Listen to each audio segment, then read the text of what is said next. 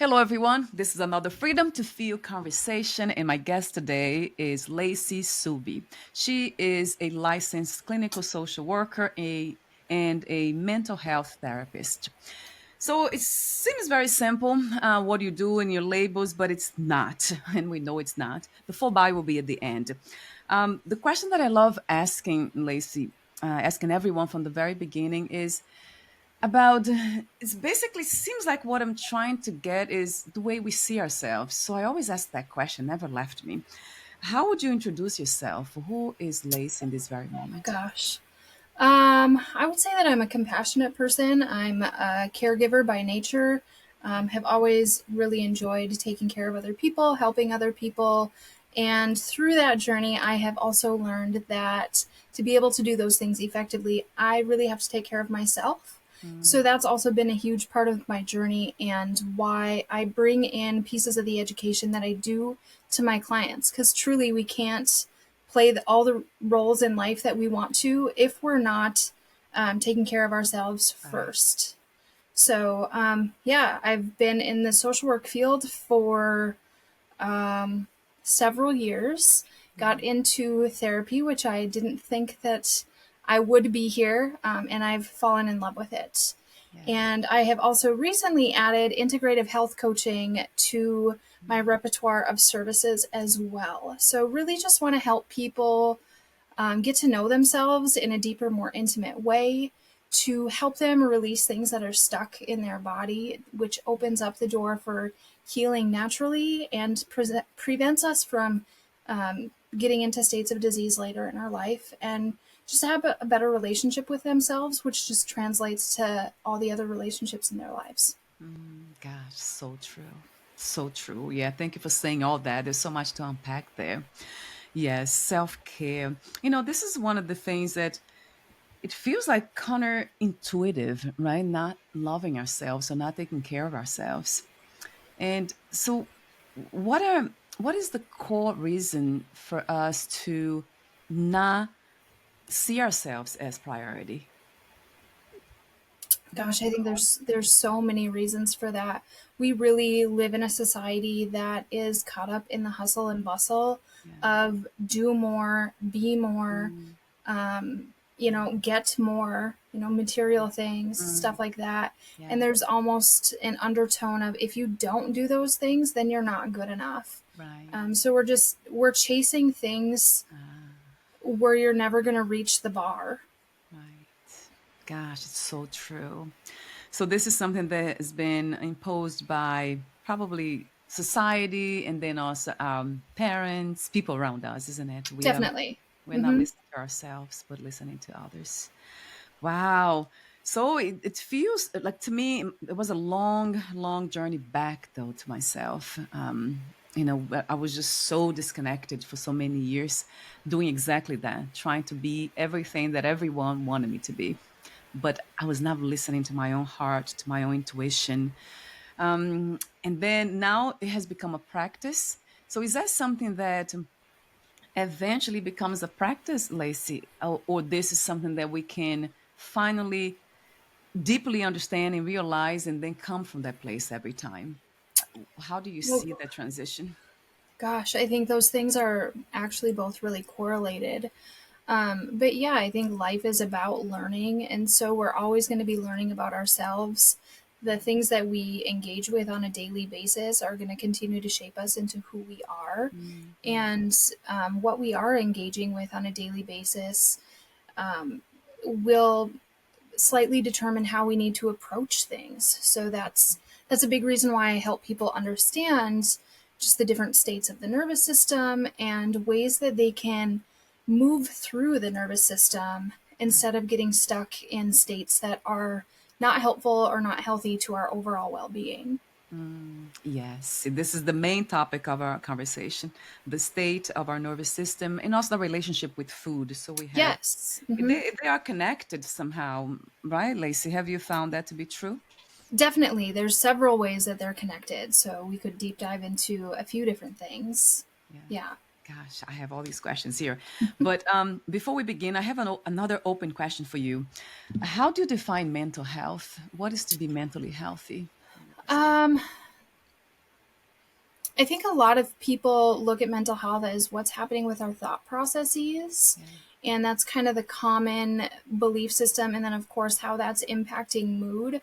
Right. I would challenge people to dive into how the state of their nervous system is actually impacting their thoughts, Uh, which all of that then impacts your mood. So, what's happening inside your body, even at a cellular level, yeah. impacts what's happening with your thoughts and with your moods. So, Wow. trying to kind of flip that upside down for people a little bit instead of, because that people get stuck in, well, if I just don't think this way, I'll be fine. Yes. And that's not always true. So if we can understand how the thought is connected to our state of being and how we can feel whatever we need to feel in an effective way Mhm. to then get back into that parasympathetic rest and digest or calm alive type state, Yeah. we can really do better with overall life. Gosh, that makes so much sense to me. I know that, yeah, you're right. So some therapy approaches that they use the I mean they go back to the belief system. They believe that that's where the problem is, right? The way whatever we believe in will reflect our emotions and then our state of being in the body. But it could be the other way around too. That is Definitely. so Yes. true. That's funny that you say that because I didn't interview somebody. His name is Dr. Michael Banner. He's a psychiatrist and also is a spiritual mentor. And then he said that, like, before I actually try anything else with my clients, he would kind of calm their nervous system down. He said that's the main thing. I would not do anything else, spiritually or from as a doctor, as a psychiatrist. He wouldn't kind of prescribe any medication or anything, un, before seeing the results of trying doing something to calm their nervous system, their brain, as he put it. That is Isn't that interesting? so, so beautiful. And I honestly wish more practitioners, um, especially those who are providing medications, prescribing those medications, I Yes. wish more of them would take that approach. I think that Mm. that would help get people out of, if I just take this pill, I'm going to be Right. fixed. Right. Oh my God, Lacy. Yeah, that's it. So, talk to me about how you do that. Like, what's your approach to calming, to bringing the nervous system into balance? Yeah, Well, talk to me about that. there's different ways to do that. I think first you really have to understand where the client is coming from, help them understand the different states of the nervous system, that parasympathetic fight and flight place, what that feels like, Right. and that might feel different for them than the next person. So helping them understand it within themselves, and then that dorsal vagal or that freeze and shutdown place. And I find that a lot of people are usually bouncing between those two states. Mm. Um, so just kind of starting with some simple education, and then that helps kind of give you an understanding of what is their capacity to even be in that parasympathetic system. If Mm. they've been chronically bouncing between other states, Yeah. being in that resting place might be really, really uncomfortable, Right. and could actually trigger them to go back into one of those states. So you really want to be cautious with that. But I try to Mm. start with just some simple exercises. One of my favorites is, there's two favorites that I have: Uh, grounding with your feet. So sitting uh, comfortably, yeah. sensing your feet into the floor, and really engaging all parts of your feet. And sometimes using different types of Mm. tools, tactile tools, to bring in more sensation, Yeah. and allowing them to Mm. just listen to their body. Where do their feet want pressure more or less? Right. Or is there anything else coming up? So, just paying attention to the body in that way can bring in a lot of safety within themselves Right. and a lot of awareness. So Mm. you're going into a Yeah. deeper relationship and understanding your body in a way that maybe you haven't before. Mm. And then another favorite is orientation. So just like slowly shifting your gaze across the room. Yeah. Sometimes that's head movement with that, but usually trying to have people do that real slowly and notice things in detail, the tiny details that we take for granted. So you can't see the entirety of my room. You can see a little bit of it behind me. Yeah. I have plants all over in Oh, I here. love that. Yeah. And they bring in such neat detail, but also Yeah. such a sense of healing. Right. But if I don't take time to really focus in on one of my plants, Yeah. I take for granted some of the beauty that it holds. Right. So by True. orienting, Mm. we can just notice how our environment is impacting us. And if there's things that are unsettling, is there anything that we have control of that we can shift to settle a little bit better? Or is there anything particular that feels really comfortable, really safe, and helps you kind of get into that grounded state? Wow, I love all that. God, especially the orientation. I mean, I love grounding too. Well, I do grounding with the earth, just walking Oh, on that. That's yes. that's a little bit different, right, than what you explained. But orientation. That it'd be like adding in an additional layer, yeah. And they have, well, right now it's real cold outside, so we're not doing much Okay. earthing because it's snowy. But True. they have earthing mats. You can incorporate earthing mats too, and then you get um, that electrical charge in a healthy way from that earthing. Whether you're out in the dirt or grass, or you're using one of those earthing mats, that's a beautiful way to do that too. Right, right. Yes. So that will be one, like you say, add-on, especially for those in warmer places, right? They can do that. Go Yes. outside and just do that. The orientation, I love the way you explained that. So pay attention to details. You're right. A lot of times we take for granted, how beautiful life itself is. I do a lot because my perspective is very spiritual. So I do, and has to do with feeling connected with everything and everyone at a deeper level, knowing that we share the same essence. So it's not religious, but it's highly spiritual in that sense. Just finding the peace within everything that it is around me. So a lot of times I look at my husband that way, like, oh, I don't even know who he is. What is it? The contemplation of that, with the open heart and curiosity, like, and then And beauty arises. It's just amazing. yes, and it's so interesting that you say that because when you talk about some of those aspects, of course, you're coming at it from a spiritual angle.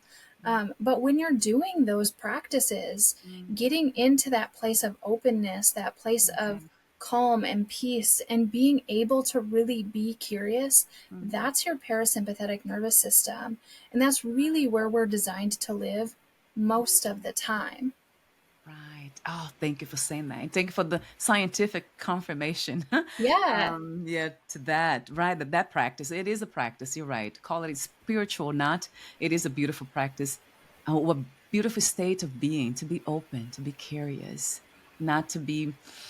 The idea, I think, is identification, right? We are just, we have experiences and we believe that we are the experiences. Oh, something happened, and then for some reason, like trauma, I have been through a lot of trauma when I was a child, and I remember just holding on to those memories as if they were the only thing that existed, and that created a lot of unnecessary suffering. I Mm-hmm. walked in life just really unhappy because of something that happened all the way back there. Of course, we can't really dismiss them, right, Lacy? We need to go back a lot of times and do the work, the healing work. It was my Mm-hmm. case. Do you also are you also trauma informed? Do you Yes, treat? I do a lot of trauma work. I am trained in EMDR, Mm. and I also incorporate a lot of somatic practices into my setting. And I actually blend kind of the two of those together when we're doing some deep level trauma work. Oh, So wonderful. Oh, it's yeah. very important when you're doing trauma work Mm. not to overwhelm the system. Because if you're going to go too much into something, or if somebody's too overwhelmed and they go into that shutdown place, or they're too much in the activation state, you could actually throw them back into trauma patterns, which is Um, obviously what you're trying to get them out of. So there's ways that that can be reinforced, and I don't think that that's talked about quite enough in right. our field. So I try to be very cautious with my clients when doing those kinds of things. Mm. Yes, yeah. Thank you for your observation and your curiosity. That's what it is too. You're going deeper. Wonderful. Do you recommend breath work or meditation? Are those? Um, well, meditation is a big umbrella term that could be so Right. many different things. Yeah. It can be, yes, it can be very, very helpful.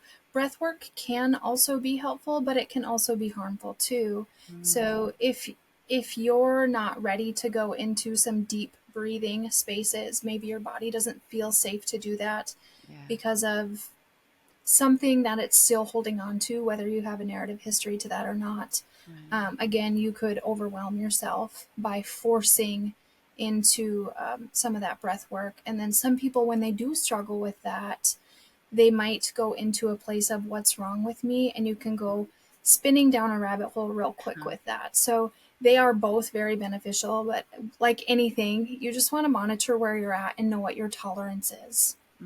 Yes. That's really the relationship, right, between you and the client. Yes, Just absolutely. it's a beautiful one too. I love that. Like I often say, the therapist to me, they feel like a best friend. That's what it feels to me, Yes. right? A beautiful friend. I have a lot of devotion for these things because it means a lot. Though it's very important that we create, as I mentioned off record, that balance within so we can spread the good news in the sense of creating more balance outside of ourselves too, within our families and Yes. communities and the world. It means a lot to me for some reason. Maybe because I've been through a lot myself, suffering and unnecessary suffering. Well, and I would say because you've been through that suffering and now you're helping yourself to the other side, Yeah. you're passionate about wanting to share that healing with other people. Yeah. Yeah. That's where I go too. I want people to know them in the way that they're intended to be, not through a Mm, lens of not good enough or right. some type of lack. Yes, exactly. Gosh. Yeah. So we can come from this place that can set ourselves free in a sense. We can call it the Yes, soul, the heart, whatever it is, the divine, in us.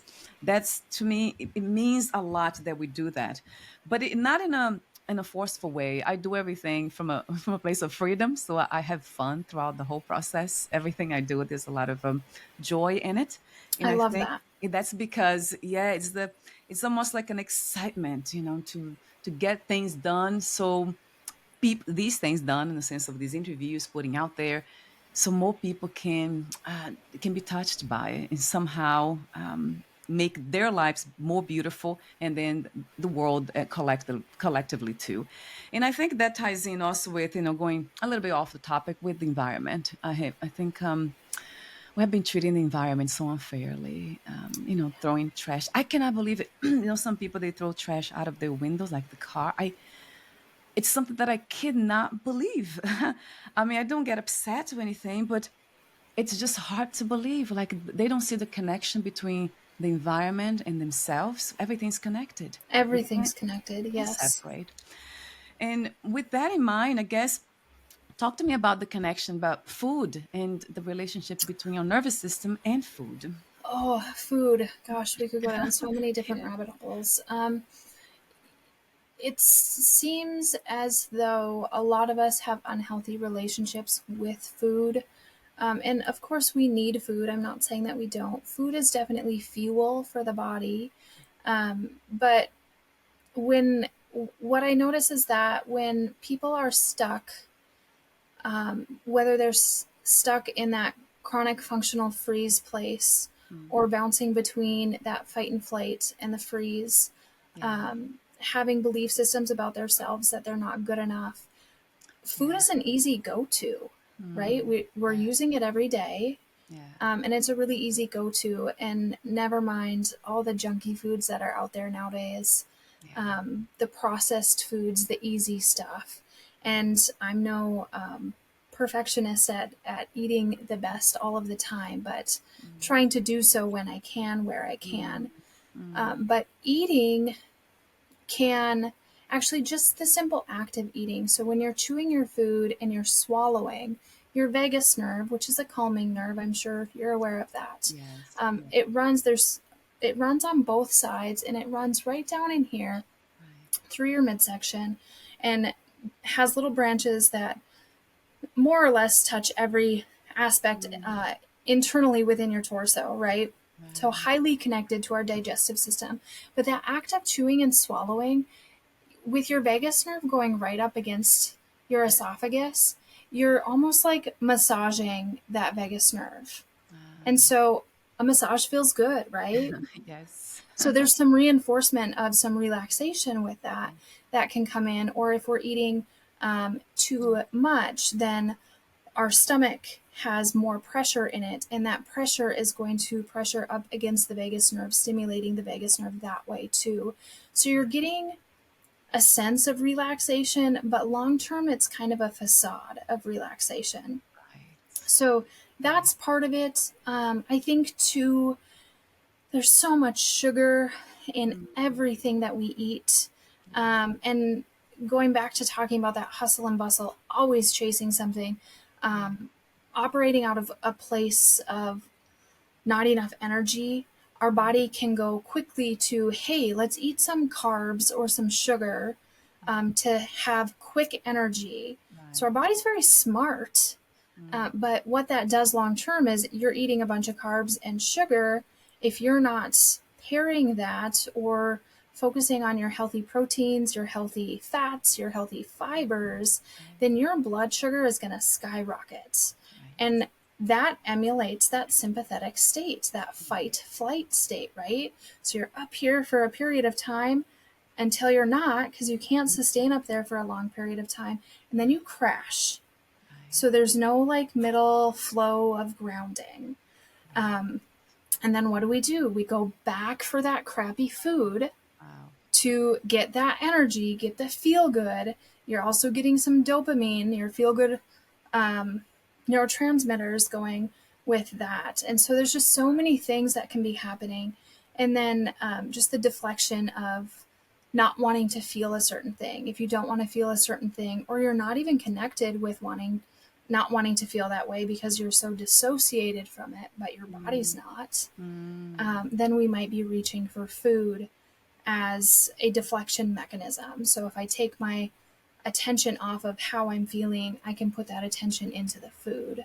So that's right. just a few ways that food is connected to our mood.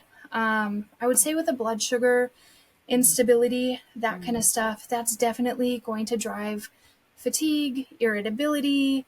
Some of that stuff can come off as like depressive symptoms. right. And you just kind of get stuck in like this state of feeling like you're walking through tar.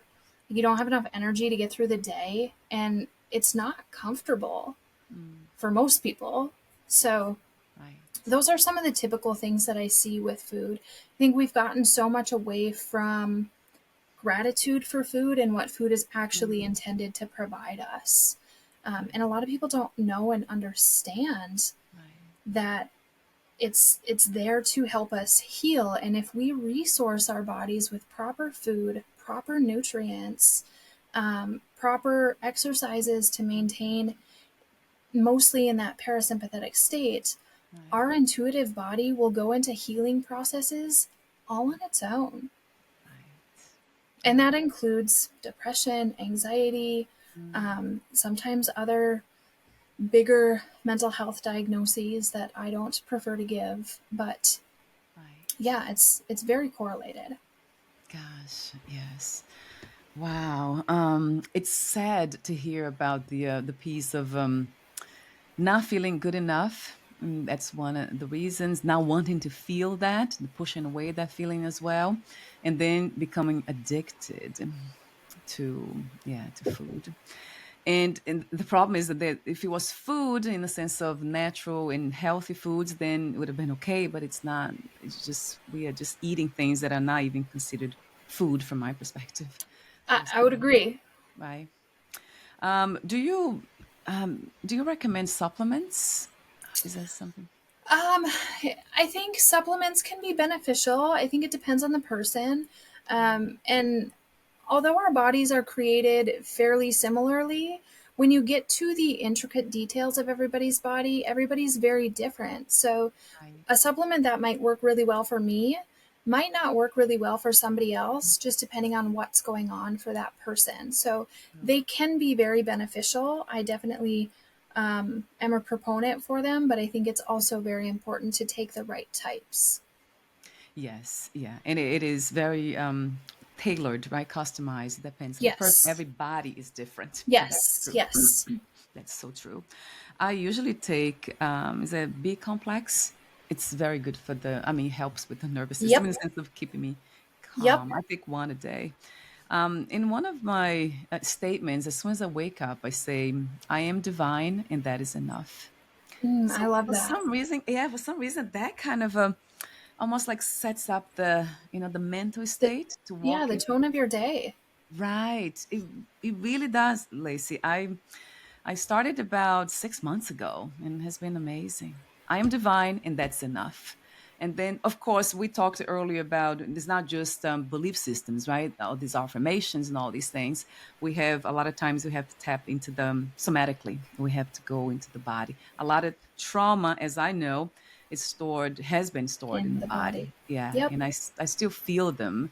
It's interesting. I'm wondering if it ever leaves us, those the responses, even the nervous system gets a little bit aroused when I'm in situations that reminds the mind or the brain of whatever happened in the past. So is that something that it was PTSD though, complex PTSD that I was diagnosed with? Sure, sure. Well, our again, our bodies are very intuitive. They're very highly intelligent. Once you get into the nitty gritty details of the physiology, um, I I would think that your body is going to hold on to a little bit of the knowledge Mm, of some of those things that were less than stellar that you've gone through, and yeah, that's a survival piece. right, Um, right, right. so it wants to know Mm, if something like that came up again, what can I do to make sure that I survive? right.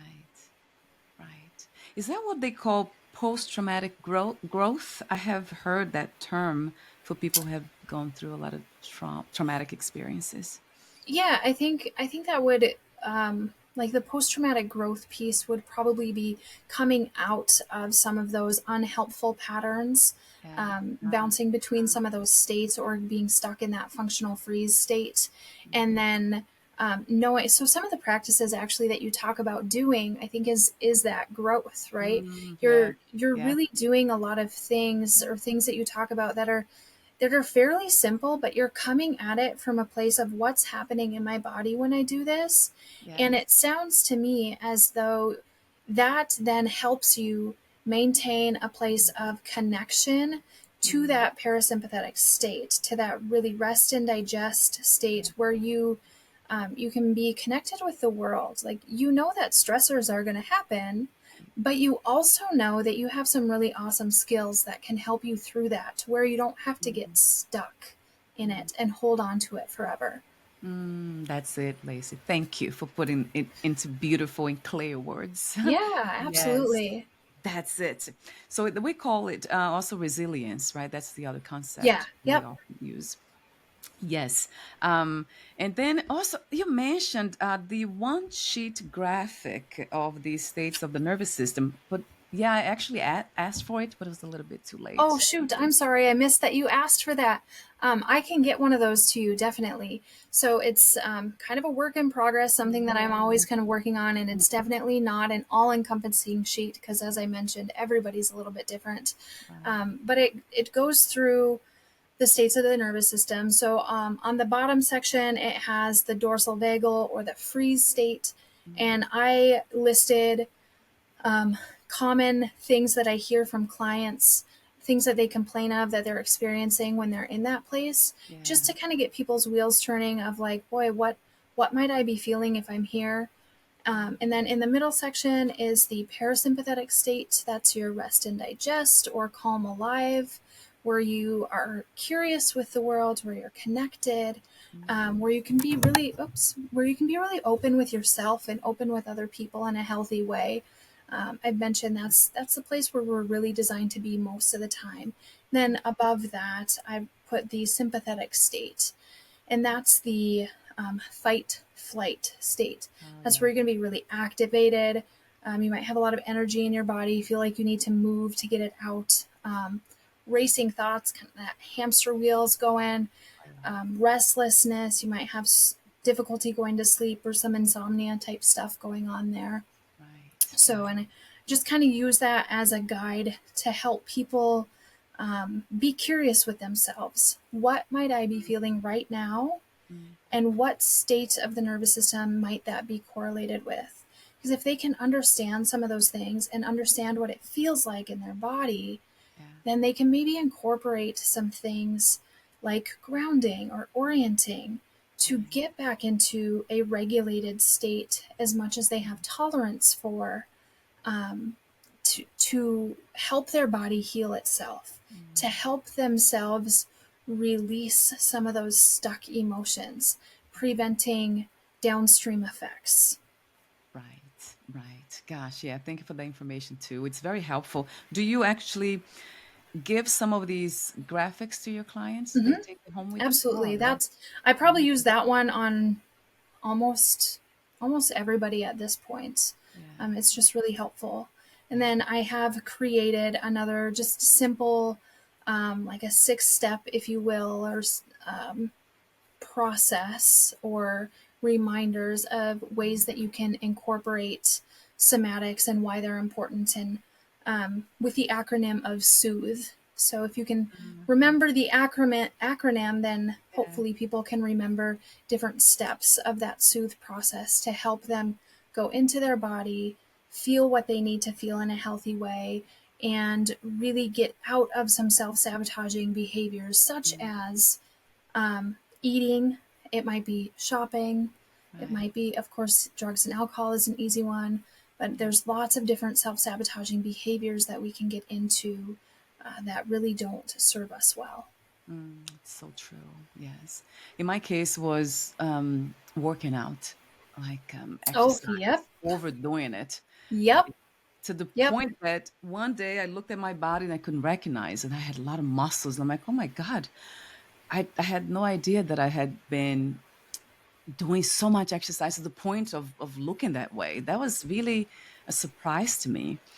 But that shows how much pain I had emotionally. I was Yeah. trying to Yeah. just, And I think what exercise is great, right? oh yeah, Movement is great for the body.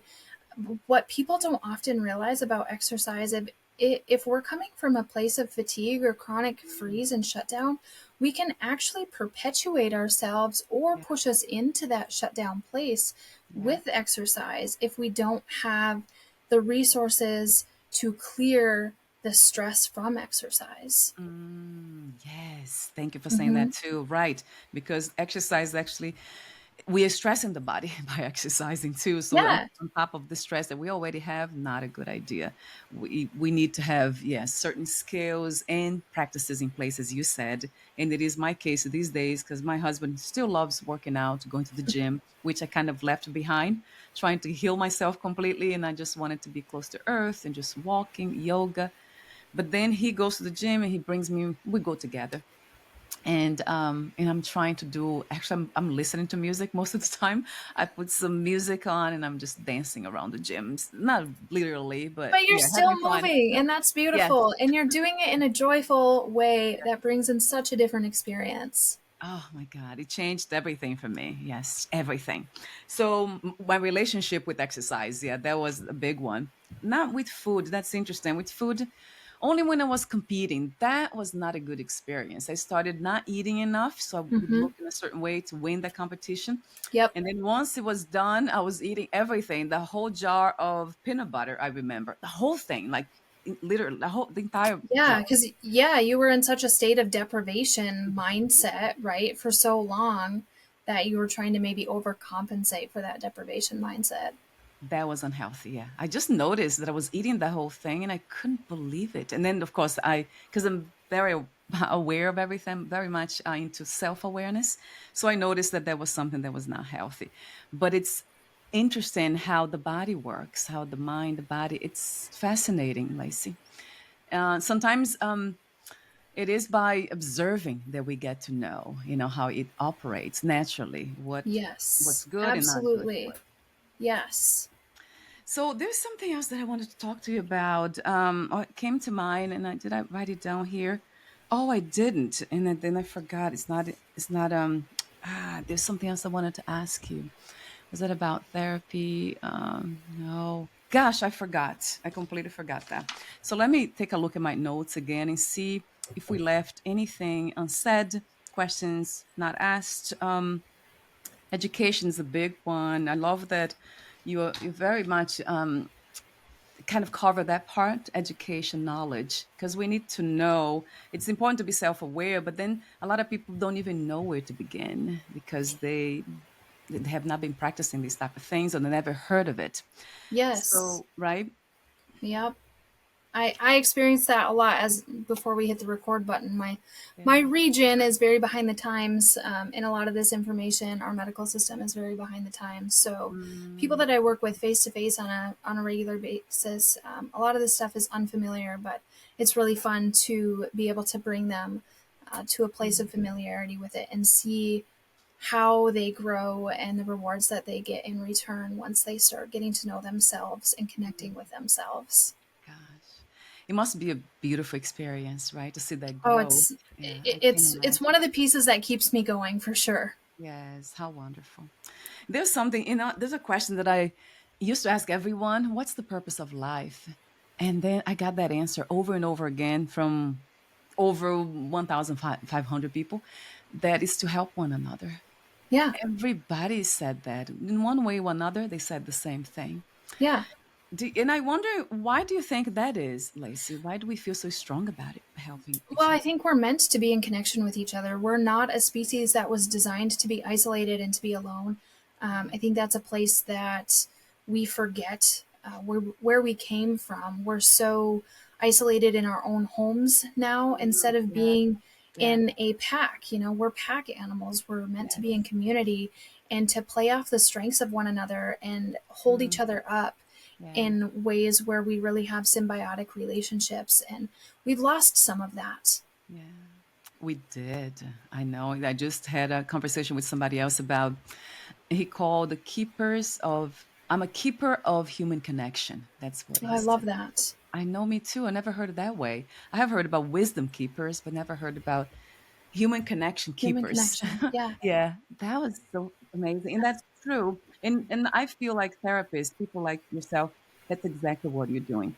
Behind the scenes, I see everything from a spiritual lens. So it's we are nature. We are not part of nature. We're not apart from nature. And for some reason we have believed that we are something else, but not this natural unfolding within life. Right. It, right? I don't know Yeah. why we see, but that goes back to the way we have been indoctrinated, educated, societal expectations, and all of that. Oh, for But sure. then there's a way back, right, Lacey? That's what's beautiful. We can always return to ourselves, to the natural state. Absolutely. And returning to yourself, as I said earlier, it really it trickles outward and it impacts the relationships that you have. You either reach capacity in some relationships and grow away from them, or you Right. grow deeper and then those people question how you're growing deeper and they start changing for themselves too. So it's Mm, really beautiful when that happens. yeah, that cycle, that circle, right? It's Mm-hmm. life is just, Definitely. yeah, it's amazing. You mentioned a masterclass. Is that you working on it? Or is that live on your website, or are you offering it now? Yeah, so I'm working on those master classes and just trying to bring awareness on how to help people learn to nourish and move their bodies Yeah. with somatics, with their nervous system, and with food, of course, as well. So Yeah. it's not necessarily live on my website. It's kind of work in progress. Yeah. Eventually, maybe we'll put the videos up on my website, but people can sign up Mm, for like my emails, and then we will send out notifications when we're doing those kinds of things. I also have that soothe document free for mm, anybody that would be wanting to go grab it from the website that is on my site. yeah. And really, it will help somebody connect with themselves to find clarity and confidence to get unstuck from some of those self sabotaging cycles by using some new skills that help them get more connected innately with themselves. So Mm, that's the Soothe document.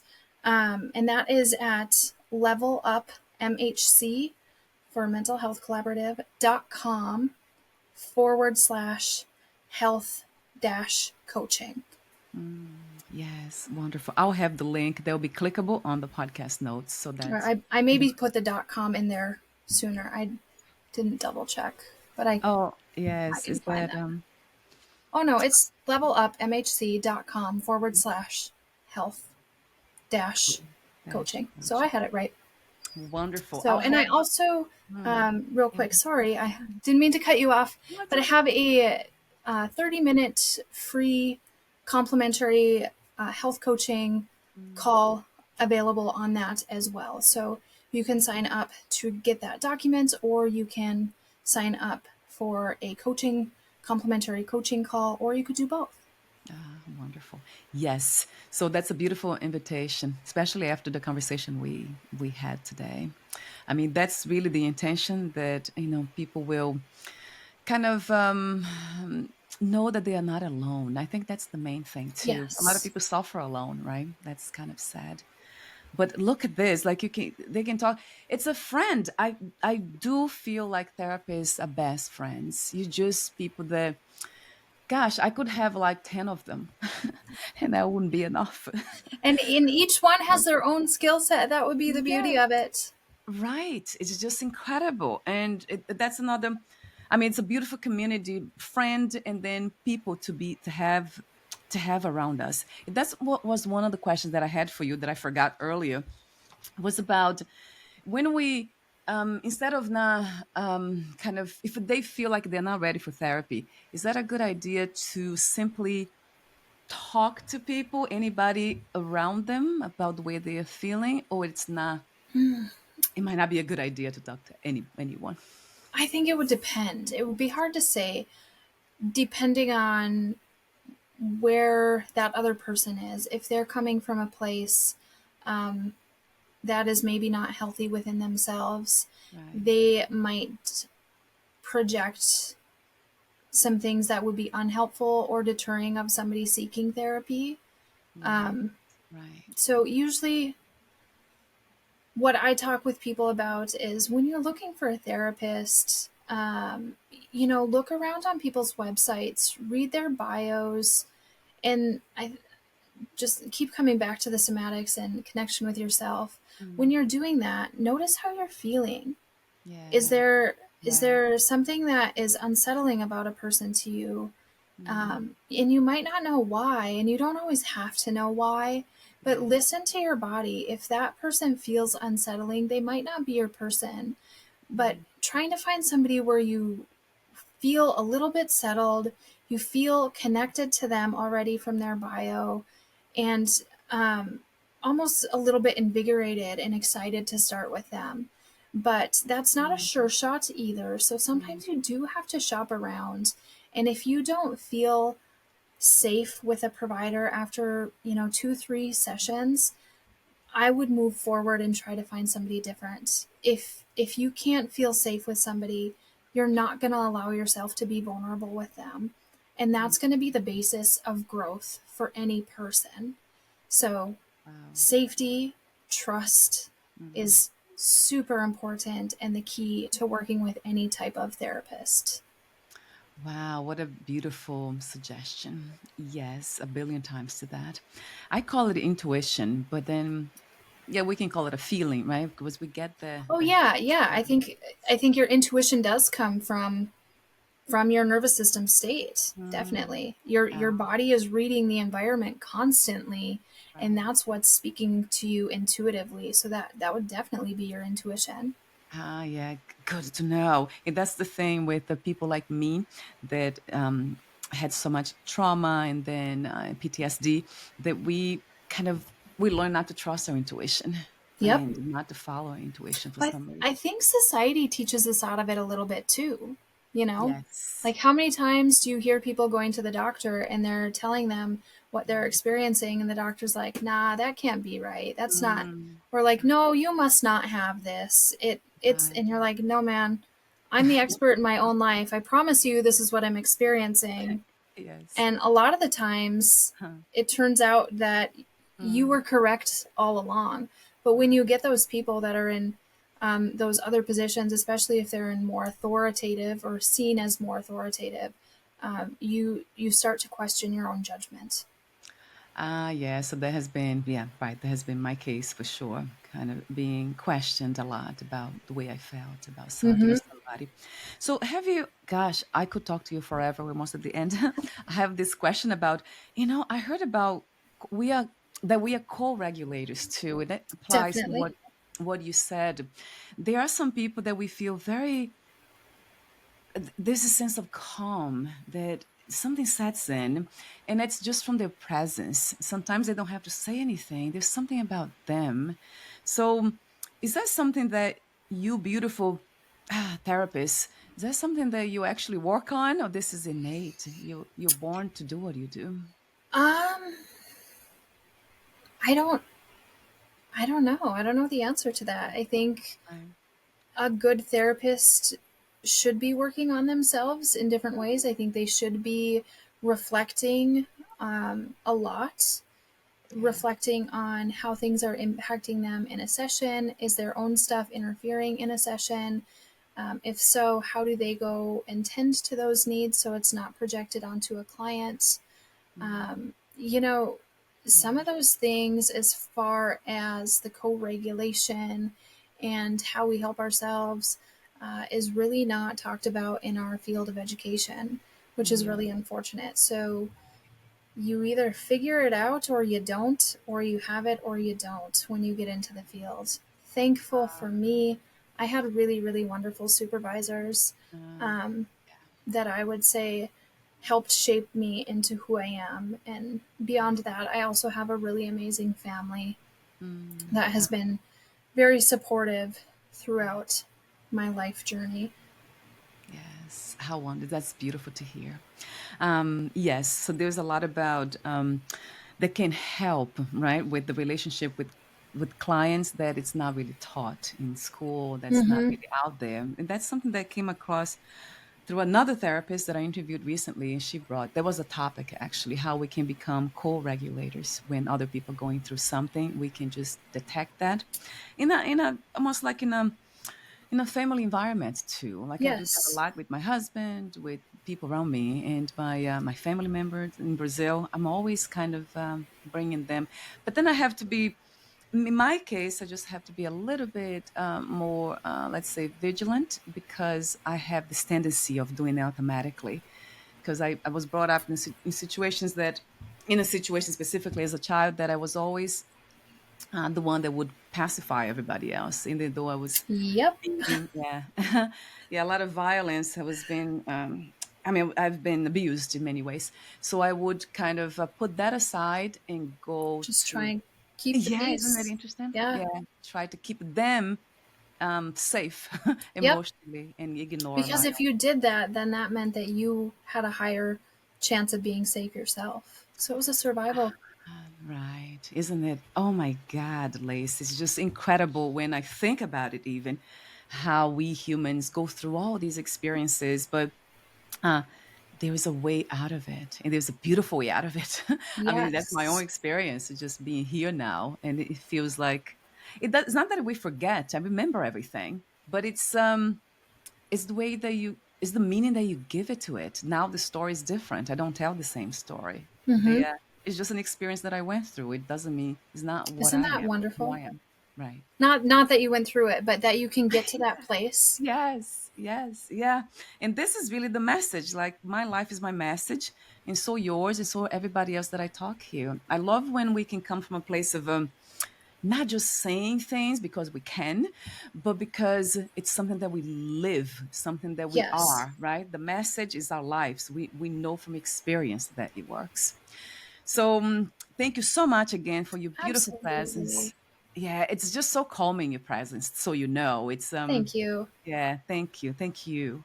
And I will leave the websites will be here. The your website, levelupmhc.com, and then also for the soothe. You call the guide. Is that right to Yeah. say?